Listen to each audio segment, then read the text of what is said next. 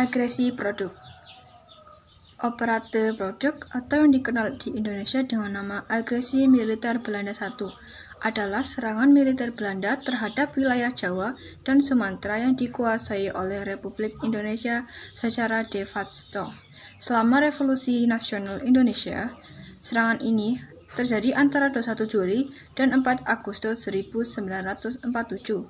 Disebut oleh Belanda sebagai Polionele aktif pertama di Indonesia.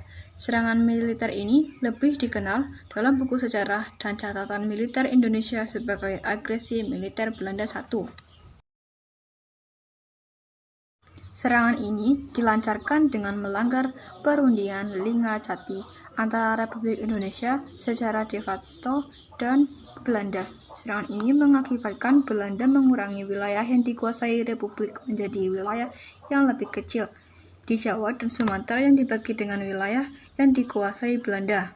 A few moments later.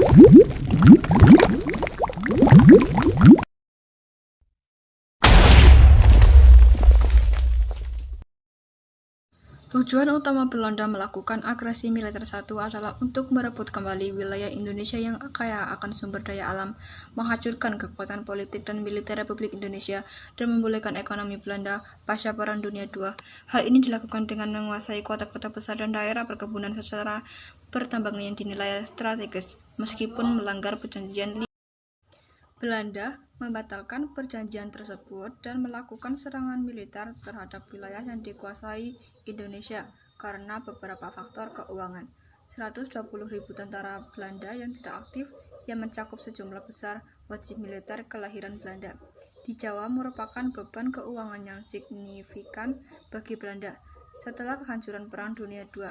Pada bulan Mei 1947, Belanda memutuskan bahwa mereka perlu menyerang Republik secara langsung untuk mengakses komoditas di wilayah yang dikuasai Republik, khususnya gula di Jawa serta minyak dan karet di Sumatera.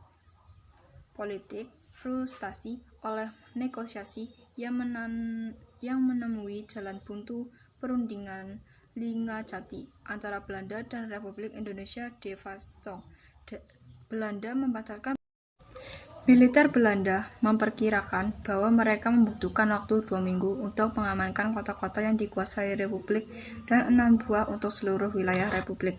Serangan itu dimaksudkan untuk tidak mencakup serangan ke Yogyakarta, pusat pemerintah Republik, karena biaya pertempuran di sana diperkirakan tinggi.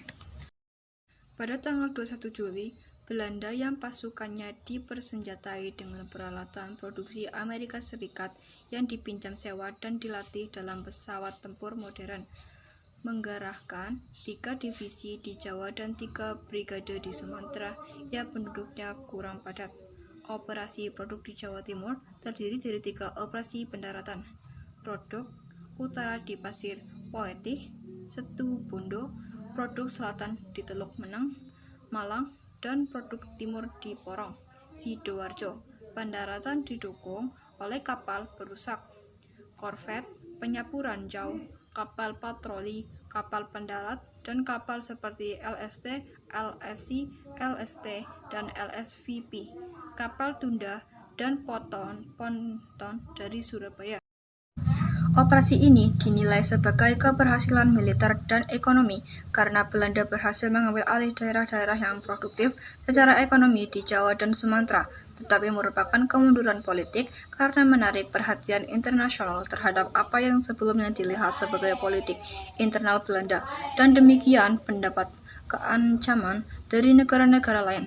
Meskipun pemerintah negara Indonesia Timur menyatakan dukungannya terhadap tindakan Belanda, tekanan internasional menyebabkan gencatan senjata pada bulan Januari 1948 diikuti oleh gencatan senjata resmi.